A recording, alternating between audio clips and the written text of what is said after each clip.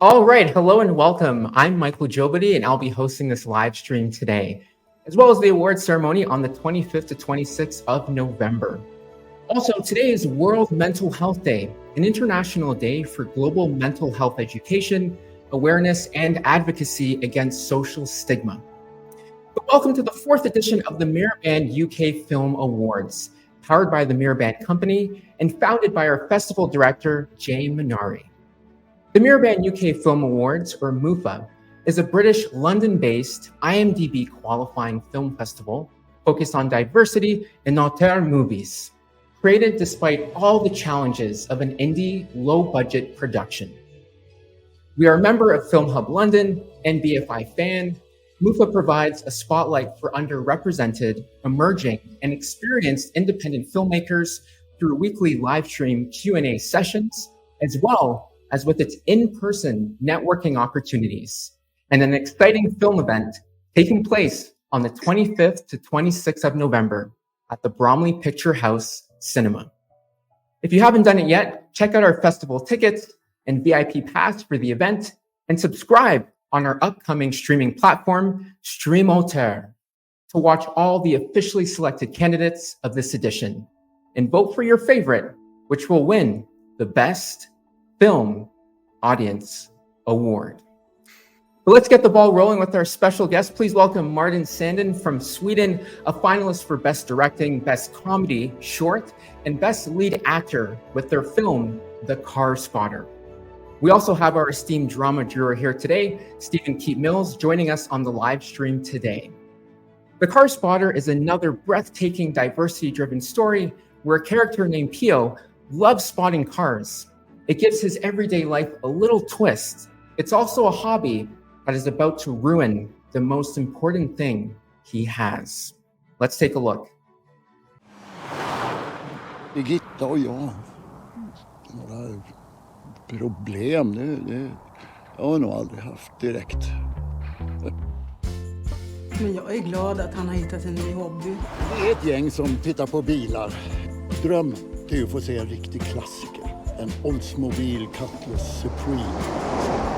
Det är ju trevligt om vi hade någonting gemensamt. Tjena Gitta. Skulle du vilja ta en fika? Lennart undrade om jag ville se så fika nere vid sjön. Lennart? Ja. Han är ensam, stackarn. Ja, så är det nog.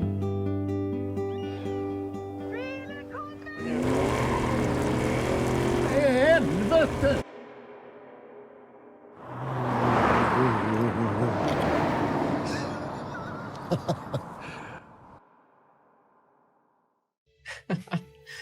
Great trailer. Oh my goodness. Yeah. So Martin, I'm so excited to have you on the live stream today. First of all, your resume is very impressive. You hold a degree from the prestigious Stockholm Academy of Dramatic Arts, and have worked with some of Sweden's most well-known production houses. And I also love that you're drawn to questions like, why do we do the silly little things we do, right? And your focus on drama and realism is super inspiring, but such a pleasure to have you on. How are you doing today? I'm doing fine. Thank you so much for having me. And I'm also really thrilled about the festival and all the great work that you're doing. I mean, just be part of this call and to be, nominated and for our film to be shown at the MiraBan, it's an amazing experience. So thank you for having us. And thank you for having me. Oh, of course. No, the pleasure is ours. I guess my first question would be, first of all, love the movie. I feel like you were able to capture a really exciting tone, like in the movie. I was just curious, how did you find, what kind of strategies did you use to kind of preserve that tone, like throughout the course of the movie? Because I feel like it's very bright. There's, different elements where different emotions are kind of evoked throughout the film. But I'm curious, how did you kind of preserve that throughout, the writing process, filming, going on set? Just kind of like a good first question. It's a great first question. I think that for Pio, who is the lead, the guy who spots cars, he's we talked about this, this man who knows it all, but is very unsecure.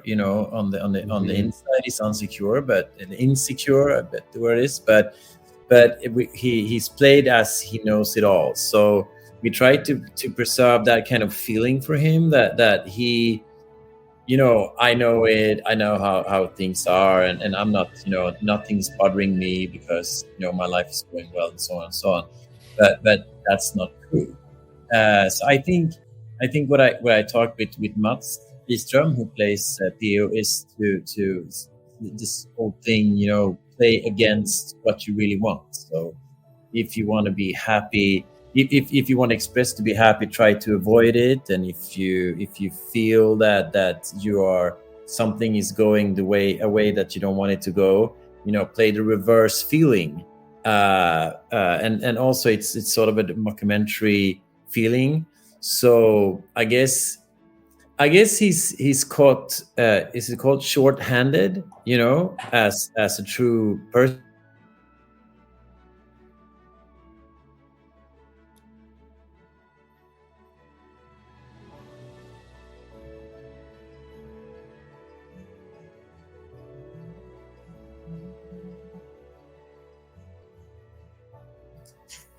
That's live stream, right? It happens. I think our guest got muted accidentally. Martin, if you could try to unmute yourself. Sorry, yes. No? Okay, we're good. We're good. Yeah. We're good. We lost you a little bit, but if you can back up one sentence, I think we could definitely. Yeah, I mean, I think that what we try to do is to create, a really authentic man who is caught short-handed by life. He thinks he has no problems, but he does, and he tries to say that he's got everything under control, but underneath everything is kind of erupting in his life. Mm-hmm. Stephen, did you wanted to ask something? Well, I'm curious as to your choice of 3 actors who are senior performers. As a senior performer myself, I enjoyed seeing people who were still a bit younger than I was, but definitely in the senior category. And then looking at their resumes, I mean, you got a gold mine there. I mean, very impressive. I mean, this could be Swedish Love Story 2. Yeah. In a way, I mean, it is a love story, but I was just thrilled to see those actors. They got along so well.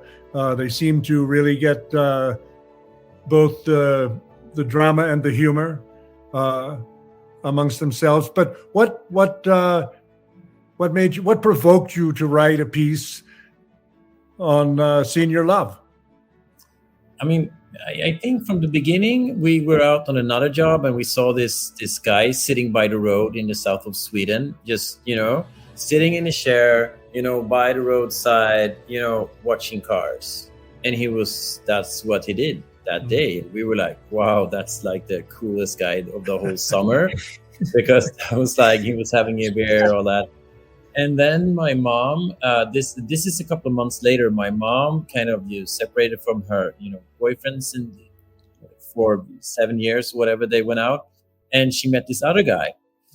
And they fell madly in love, and she's 60, she turns 70 now. So these two events kind of emerged a bit, and I'm, mid-age, I'm 43 myself, and I want, life to keep on, happening with love and action and adventures, and to be curious and so on. So I sort of projected that onto, these senior actors, or this story who is taking place, among seniors. And so we had this car spotter that doesn't see his wife, and we have the wife that needs love or needs to be seen. So I took the story from from my own life, and I think that's why it sort of grew together. And I think it wasn't written with humor from the start, but it sort of came out like that because I think I touched some things that are very human, and that's why it also becomes humorous, I guess. Well, that scene where both Birgit and Leonard are preparing to meet each other, and they're in their own mirrors with their hair. I mean, it's a hair scene, and it's just fabulous. It's so vulnerable and alive. I mean, it's sort of, she has an awakening in her that is really adorable. And his awakening is he's sort of back to his masterful narcissism as the great god Zeus. I mean, it's just fabulous. Great scene. Thank you. And I truly hope that life will continue to be, full of love and full of that kind of feelings that you want to be, sort of perform your best later. I mean, as life goes on. So I'm really happy that you see it that way, and that we sort of captured it that way. Well, I was just, so delighted to see a love story with an older cast, because love doesn't stop when the culture does. It continues. So I thank you for making a transcultural story. Thank you. That's lovely, actually, the way you put it, transcultural stories. I wanted to actually ask your experience in directing actors, if they were all like professional actors, or if they were just people that you actually, like a bit more neorealistic style chose for different reasons that are maybe more personal to you based on your own life experience. I mean, the actors were not really kind of typecasts. They were just people that we sort of cast and fell in love with because we thought that they could do the job, and that was actually not, we didn't know that Ann-Sofie Kjellin, who plays Birgitta, and Björn Andresen, who plays Lennart, we didn't know that they played in Love Story when we did the cast. That came up afterwards. That was like a happy coincidence, and it was also it was sort of amazing for me to be part of this actor kind of crew, because they told me stuff that I guess nobody else have known for over 50 years. I mean that Björn and Ann-Sofie was actually in love during on the set of A Love Story. And so there was this chemistry between them still that we could feel when we were shooting the film. So that was pretty cool. And also to make everybody, I think short film is such a great thing, because you can have fun with it. You can try things, and I love to try.